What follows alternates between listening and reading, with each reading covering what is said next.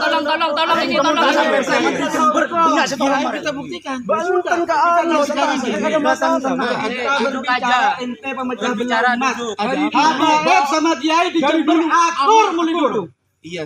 Jangan masuk ke sini. Enggak, kita enggak mau mukul, enggak mau apa. Enggak boleh. Saya sama Kiai di sini enggak ada. Enggak ada sangkut pautnya. Ada apa sih? Ente keluar dari Jember. Sekarang gini ya. Iya kan? Kalian ini kan kaum muslimin. Betul. Iya kan? Nah, kalau berbicara masalah nasab, ajak orang-orang Robitoh, ajak ahli-ahli nasab, muzakarah. Bukan begini caranya. Iya, tapi enggak masalah. Kalau kamu pikir tesis ngambil di Google, kita buka dengan kitab. Kan kita orang ngaji. Sangat disayangkan kenapa ketika perdebatan ilmiah atau kajian-kajian kitab-kitab ilmu pengetahuan ternyata mulai direspon dengan cara-cara yang tidak arif dan tidak bijak. Kemarin saya dengar itu pidatonya Habib Mukhtar di Jember itu, menurut saya bukan cara-cara seperti itulah yang mesti dilakukan. Nggak ngerti shock terapi tingkat tinggi itu maksudnya apa. Tetapi analisis saya shock terapi tingkat tinggi itu bukan cara-cara ilmiah, bukan cara-cara yang islami ya. Dan saya kira cara-cara itu kuno lah, jangan dilakukan di Indonesia. Intinya bahwa ya ini patut disayangkan menurut saya, karena persekusi yang seperti ini sebetulnya bukan hal baru yang terjadi di Indonesia. Dan saya kira sangat disayangkan kenapa ketika perdebatan ilmiah atau kajian-kajian kitab-kitab ilmu pengetahuan ternyata mulai direspon dengan cara-cara yang tidak arif dan tidak bijak, saya kira. Dan ini saya menyatakan sumber persekusi atau tindakan-tindakan yang menurut saya tidak bijak dan tidak arif ini pasti muncul karena memang tokoh-tokoh yang merasa tanda petik dirugikan oleh perdebatan atau tentang kajian nasab gitu. Nah, karena itu patut disayangkan, dan saya kira pemerintah atau negara perlu mempersiapkan tindakan-tindakan, menurut saya tindakan hukum ya, karena tindakan persekusi itu pasti melanggar kitab KUHP, terutama pasal 335 sampai 337 itu jelas mengatakan barang siapa yang melakukan tindakan melawan hukum, melakukan tindakan kesewenang-wenangan yang mengancam eksistensi orang yang dilakukan oleh baik individu maupun secara kolektif terhadap individu atau kolektif lain, saya kira itu bertentangan dengan undang-undang, dan karena itu saya kira harus diproses secara hukum ya. Yang kedua, saya kira ini berkaitan dengan tentu saja perdebatan yang selama ini muncul. Sejak awal saya sampaikan bahwa teman-teman Ba'alawi, teman-teman habaib yang merasa tidak enak dengan hasil kajian Kiai Imad dan kiai-kiai yang lain, perlu melakukan bantahan dengan cara yang arif, dengan cara yang bijak. Sejak awal kita kasih solusi. Pertama, saya kira harus membantah ya, atau kemudian memansuh kajian-kajian yang selama ini muncul itu dengan kajian ilmu pengetahuan. Dalam hari ini kitab-kitab yang mereka miliki. Saya kok yakin teman-teman Ba'alawi, teman-teman habaib itu banyak yang alim. Banyak yang kemudian bisa mempresentasikan kitab-kitab yang menurut mereka itu bisa membantah atau kemudian bisa memperdebatkan kajian-kajian atau postulat-postulat yang dilakukan oleh Kiai Imad. Harapan kita begitu, Pak. Karena itu jangan kemudian mengambil jalan pintas ya. Kalaupun kemudian tidak mampu atau tidak bisa mengkaji secara ilmiah tentang postulat-postulat yang dimunculkan atau yang dihadirkan oleh Kiai Imad, ya sudah tes DNA. Dan saya kira cara-cara itu jauh lebih elegan ketimbang kemudian mohon maaf mengompori atau memprovokasi umatnya. Bahkan kemarin saya dengar itu pidatonya Habib Mukhtar di Jember itu, menurut saya bukan cara-cara seperti itulah yang mesti dilakukan Habib Mukhtar ya. mengancam akan memberikan shock terapi dalam bentuk apa katanya gitu. Yang saya kira itu tidak mendidik. Nah karena Tingkat itu saya tinggi kira tingkat tinggi ya. apa shock terapi tingkat tinggi, saya nggak ngerti shock terapi tingkat tinggi itu maksudnya apa. Tetapi analisis saya shock terapi tingkat tinggi itu bukan cara-cara ilmiah, bukan cara-cara yang islami ya.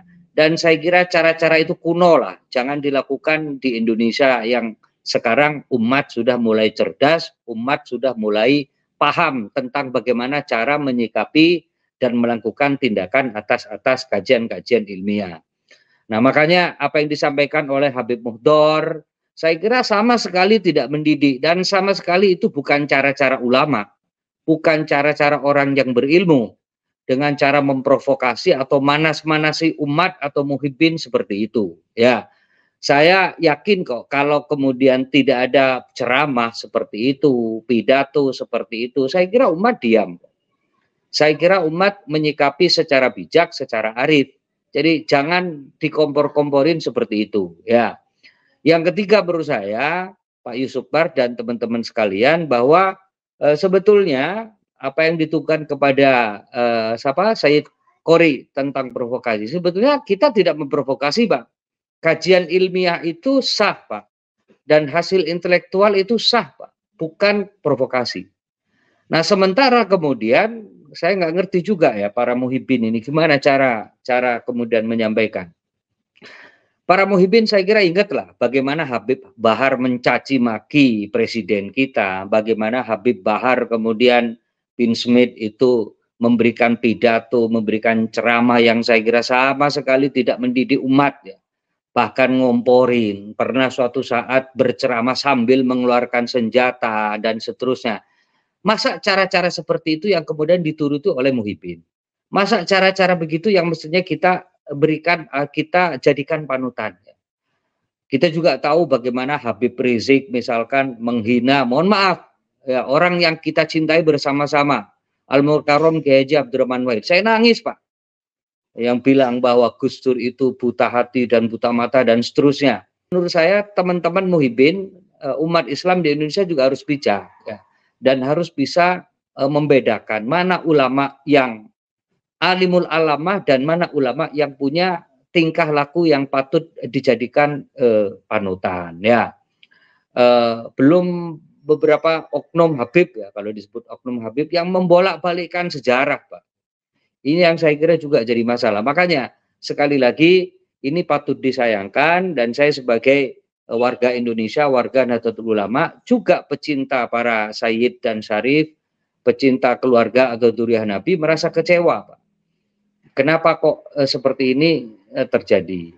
Makanya saya kadang mikir, ini organisasi Robitoh Alawiyah itu kerjanya apa? Ini Robitoh Alawiyah programnya apa gitu kan? Jangan hanya fokus kepada program-program untuk memastikan bahwa mereka keturunan dzurriyyah Nabi. Memang itu penting, tetapi saya kira Robitoh Alawiyah harus berpikir keras ya. Tertibkan itu oknum-oknum habaib yang menjadi anggota RA atau Robitoh Alawiyah itu. Robitoh Alawiyah jangan diam saja melihat beberapa habaib yang pidatonya seperti itu. Terakhir kemarin itu ada orang atau yang mengaku habib yang menghina begitu kejamnya terhadap Menteri Agama kita, Gus Yakut. Masa Menteri Agama kita dibilang iblis? Masa Menteri Agama kita dicaci, dihina seperti itu? Itu menghina itu, Pak. Dan itu bisa dituntut secara hukum. Ya, baik, Gus Malik, ini tentang video Gus Yakut ya, yang di pidato di Ciamis ini, kalau tidak salah ya. Saya coba setel, sebetulnya ini pidato sudah lama ya. Kalau saya lihat itu sekitar 2022 ya. Berarti hampir 2 tahun yang lalu. Yakut dengan iblis sama atau tidak? Yakut dengan iblis sama atau tidak? Saya katakan, hei kalian. Saya katakan kepada kalian, dengarkan baik-baik. Ketika Yakut ingin menginjakkan tanah ke Ciamis, Yakut mau datang ke Ciamis, kira-kira terima atau jangan? Terima atau jangan? Terima atau jangan? Betul.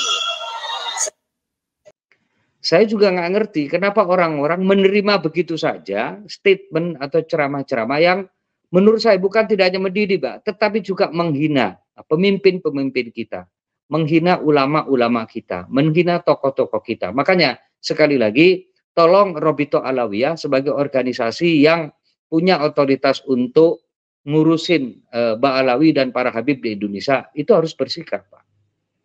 Dan saya kira Robito Alawiyah itu harus punya program atau agenda yang lebih produktif lah. Di samping memastikan dan ngurusin masalah dzurriyyah Nabi atau keturunan Nabi, yang kedua saya kira tolong itu dijaga itu. Terutama Habib-Habib yang muda-muda, yang ceramahnya sembarangan, yang tidak ada isinya kadang-kadang, tetapi juga ceramahnya justru ngomongin orang. Ceramahnya juga ngerasanin orang, bahkan mungkin menghina tokoh-tokoh itu kita. Itu nggak benar, Pak. Apa yang kemudian dilakukan oleh Robito Alawiyah dengan melihat anggotanya yang seperti itu?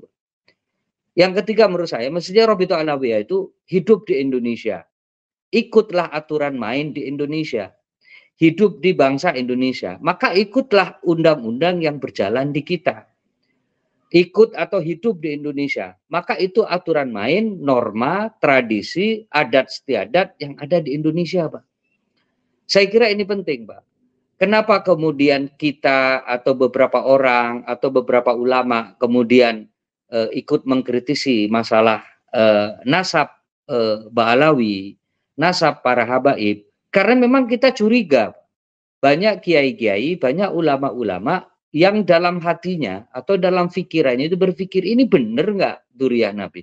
Kenapa? Karena perilaku mereka sebagian para oknum itu yang seperti itu.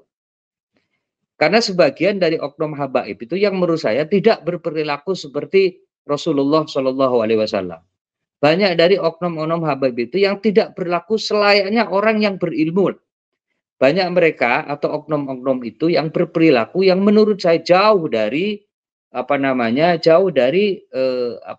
aturan atau prinsip-prinsip dalam berceramah dalam Islam. Saya kira itu masalah, dan saya kira Robito Alawiyah sebagai organisasi yang menaungi para habaib di Indonesia harus bersikap, jangan diam.